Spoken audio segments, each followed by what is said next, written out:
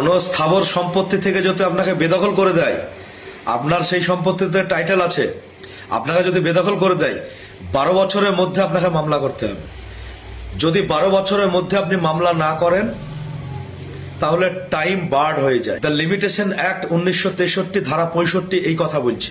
অনেকে ভাবছে যে এই বিষয়টা সুপ্রিম কোর্ট বাতিল করে দিয়েছে, মানে 12 বছরের দখলের বিষয়টা সুপ্রিম কোর্ট বাতিল করে দিয়েছে।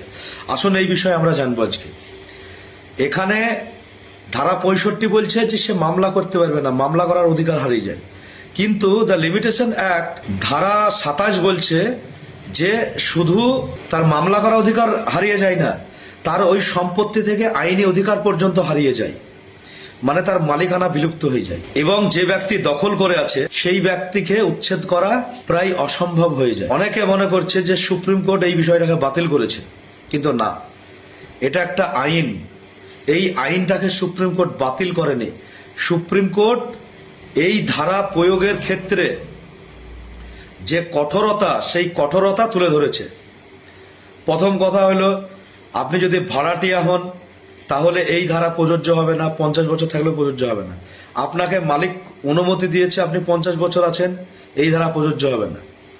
তারপরে দেখা গেল আপনাকে দেখাশোনা করতে দিয়েছে, এই ধারা প্রযোজ্য হবে না সেই ক্ষেত্রে। এবং দেখা গেল আপনি জোর করে কোনো সম্পত্তি দখল করলেন আর মালিক আইনি ব্যবস্থা নিল বা কেস করে দিল, 50 বছর সেই কেস চলল আর আপনি দখল থাকলেন, তাহলে সেই ক্ষেত্রেও এই ধারা প্রযোজ্য হবে না, কেননা মালিক অ্যাকশন নিয়ে নিয়েছে।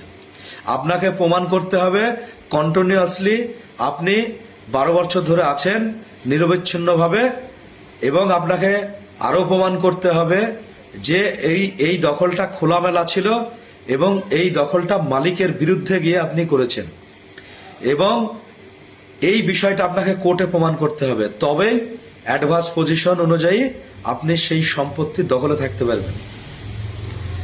এবং আরো একটা ব্যাপার, আপনি কিন্তু 12 বছর দখলে থাকলে স্বয়ংক্রিয়ভাবে মালিক হবেন না। আপনাকে সেই সম্পত্তির মালিকানা ডিমান্ড করতে গেলে কোর্টে যেতে হবে, কোর্টকে আপনি প্রুভ করবেন। তারপরে কোর্ট যদি মনে করে যে সেই সম্পত্তির মালিকানার টাইটেল আপনাকে দেওয়া দরকার, তবে কোর্ট সেটা দিবে এবং সেটা সম্পূর্ণ কোর্টের হাত। সুতরাং এই ধারা লিমিটেশন অ্যাক্ট 65 এবং 27 এই ধারা বাতিল করেনি। সুপ্রিম কোর্ট শুধু এই ধারা প্রয়োগের ক্ষেত্রে যে কঠোরতা, সেই কঠোরতা তুলে ধরেছে। বিষয়টা বোঝাতে পারলাম? ধন্যবাদ।